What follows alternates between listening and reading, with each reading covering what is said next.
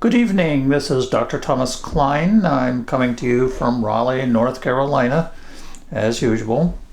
And we are starting Monday, Wednesday, and Friday sessions at noon because we've got a lot of research coming out of JATH Educational Consortium and the National Pain Council. We've been studying the problem of why 7 million people in the United States have been taken off their pain medicines without their permission, and why numerous doctors have been arrested and sent to federal prison for up to 20 years. So we've done what's called a systems analysis. This was invented by a guy named Demings. After World War II, he went to Japan and helped them set up their industrial systems. And when something bad happens, rather than blaming the employee, you look at the system. For example, if you're building a car and you drive it out on the parking lot and the front tire falls off, you don't blame somebody. You go back and you look at the system. And you try to find one thing that's wrong. And let's pretend what was wrong is the lug nuts that hold the tire on were not manufactured properly and were too small and they popped out. So that's an example of systems analysis. So when we have doctors going to federal prison and we have patients being taken off their pain medicine for their long-term painful diseases, what is the central reason? What is the one thing that if you fixed it, all the problems would go away? That's what systems analysis has done. And we're getting pretty close to figuring out and deciding what it is that has caused all the problems. And we will announce it soon. We're not quite ready because we want to be sure that the information we come up with is truthful.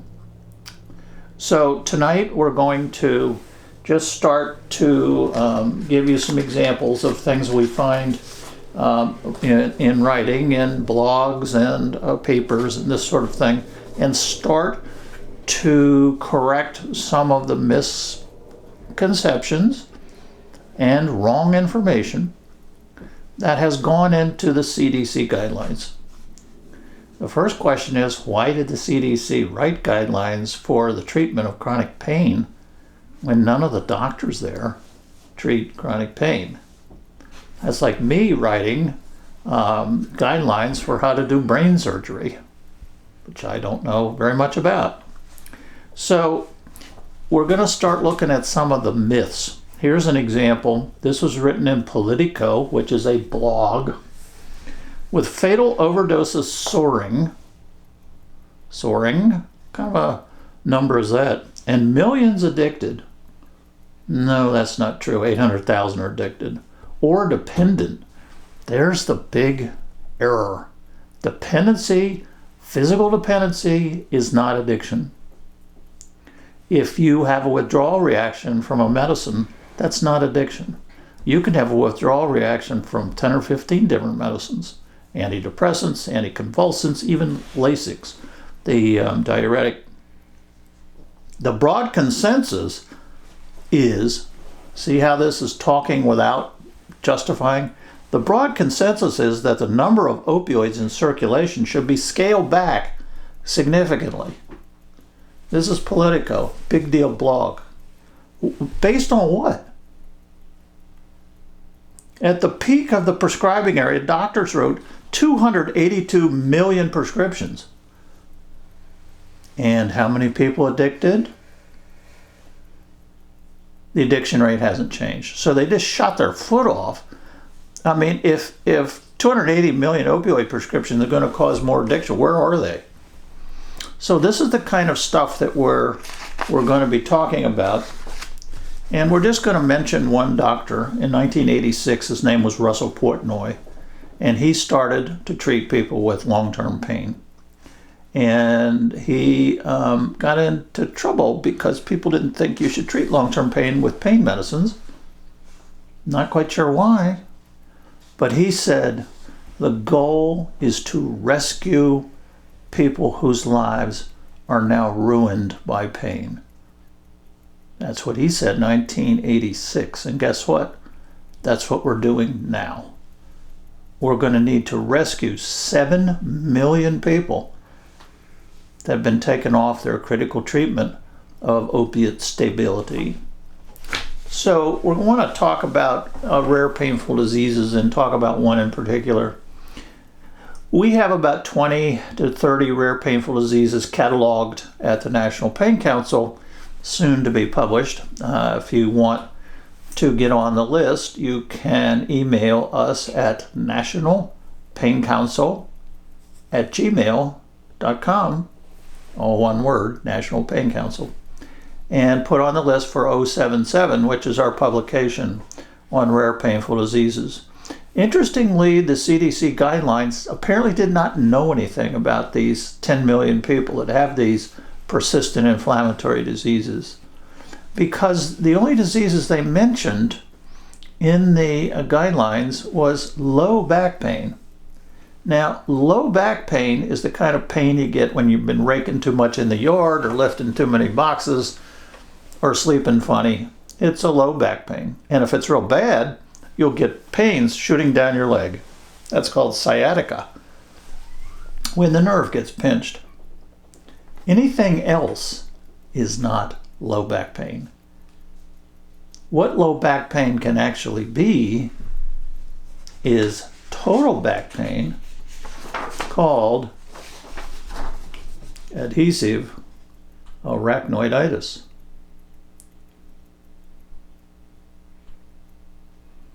Now you might want to look that up. This is a person with back pain because of an inflammation of the structure. So let me tell you what the structure of the nervous system is. Your brain is up here, does all the thinking, and then it has nerves like wires that go down here.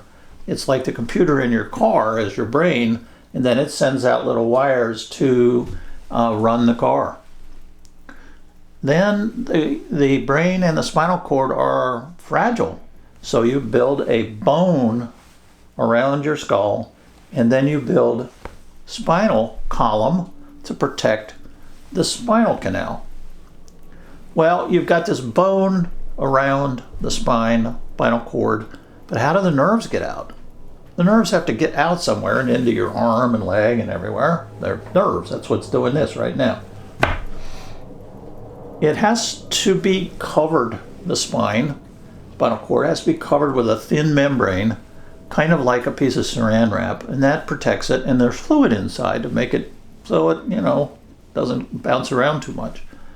So the nerves have to punch through that covering, that saran wrap, and it's called the arachnoid membrane because it looks like a spider. So where the nerves are coming out and coming down my arm and onto my face, if you get inflammation right where these come through, you have adhesive arachnoiditis. And it comes from getting spinal injections. It comes after surgery. This is frequently called failed back surgery, but it's not the surgeon's fault. The surgeon has to go through the arachnoid membrane in order to operate on your back. But that causes inflammation. And the inflammation normally goes away. Like if you get a splinter in your toe, it goes away. But something happens in these rare painful diseases like adhesive arachnoiditis where the inflammation does not go away. So back pain that hurts all the way up and down the spine, not just low back, pain that is frequently described as like razor blades, or like burning, or weird symptoms because the nerves out in your arms and legs will now be inflamed and do weird things, like make it feel like you got water running down your skin. Your skin becomes sensitive because the little nerves to your skin are inflamed. So when you take a shower, it hurts. That's called allodynia. The pain starts to shift around because it's total body pain. So you can have a problem called adhesive arachnoiditis, which only responds to two groups of medicines. One,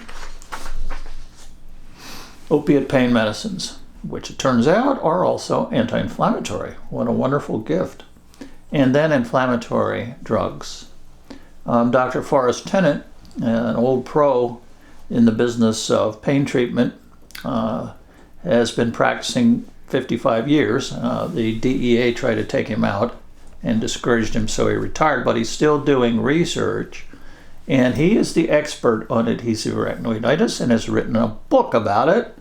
So if you think you might have this, go ahead and buy the book. It's not very expensive, and read up on it. And he's got some suggestions for treatment that nobody else has.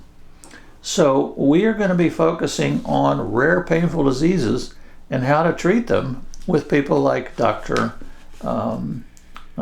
Tennant, and hopefully maybe some of the other professionals that have done some research on this. So if you've got back pain that's not just in your lower spine, and it's all over, and you may run fevers, you may have days where it's worse, that is a rare painful disease, one of 20 rare painful diseases, and falls under the jurisdiction of required treatment with opiate pain medicine. And if you take somebody off these, they revert back to their painful state.